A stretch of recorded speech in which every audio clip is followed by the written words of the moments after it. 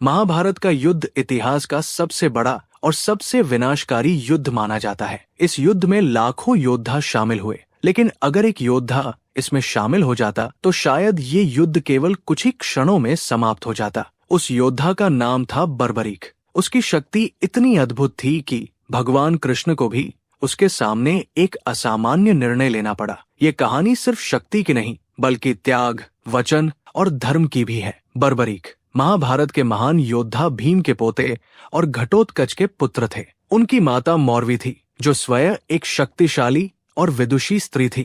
बचपन से ही बर्बरीक में असाधारण प्रतिभा और युद्ध कौशल दिखाई देने लगा था, लेकिन उनकी सबसे बड़ी ताकत सिर्फ उनका बल नहीं था, बल्कि उनकी भक्ति और तपस्या थी। कहा जाता है कि बर्बरीक ने भगवान शिव की कठोर तपस्या की। उनकी तपस्या से प्रसन्न होकर शिव ने उन्हें 3 दिव्य बाण प्रदान किए। ये कोई साधारण बाण नहीं थे।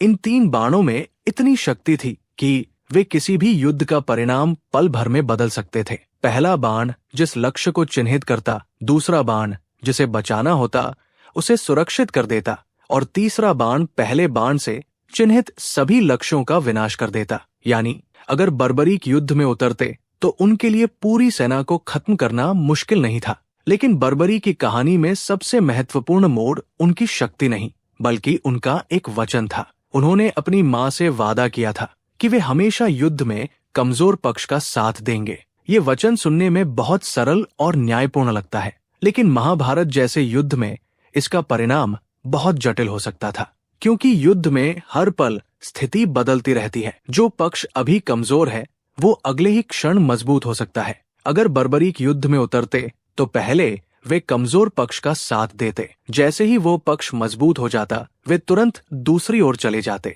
इस तरह वे बार बार पक्ष बदलते रहते और अंत में स्थिति ये होती कि दोनों सेनाएं समाप्त हो जाती और केवल बर्बरीक ही जीवित बचते। यही कारण था कि उनका युद्ध में शामिल होना पूरे युद्ध के संतुलन को बिगाड़ सकता था।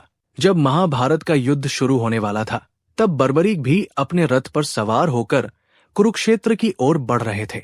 रास्ते में उन्हें एक ब्राह्मण मिला। वो ब्राह्मण वास्तव में भगवान कृष्ण थे, जो उनका परीक्षण लेने आए थे। कृष्ण ने उनसे पूछा कि वे किस पक्ष से युद्ध करेंगे। बर्बरीक ने बिना किसी संकोच के उत्तर दिया कि वे हमेशा कमजोर पक्ष का साथ देंगे। कृष्ण ने उनकी शक्ति को परखने के लिए एक परीक्षा ली। उन्होंने एक पेड़ की ओर इशारा किया और कहा कि क्या वे उसके सभी पत्तों को अपने बाण से भेद सकते हैं। बर्बरीक ने सहमति जताई और अपना पहला बाण चलाया। कुछ ही क्षणों में सभी पत्ते चिन्हित हो गए, लेकिन कृष्ण ने एक पत्ता अपने पैर के नीचे छिपा लिया। जब बर्बरीक ने दूसरा बाण चलाया तो वो बाण सीधे कृष्ण के पैर के पास जाकर मंडराने लगा, मानो कह रहा हो कि छिपा हुआ पत्ता भी उससे नहीं बच सकता। ये देखकर कृष्ण समझ गए कि बर्बरीक की शक्ति असाधारण है। अगर वो युद्ध में शामिल हो गया तो महाभारत का परिणाम पूरी तरह बदल जाएगा। इसलिए उन्होंने एक कठिन निर्णय लिया। उन्होंने ब्राह्मण के रूप में बर्बरीक से दान मांगा। बर्बरीक, जो कि एक सच्चे क्षत्रिय और दानी थे, उन्होंने तुरंत कहा कि वे जो भी मांगा जाएगा वो देने को तैयार है। तब कृष्ण ने उनसे उनका सिर मांगा।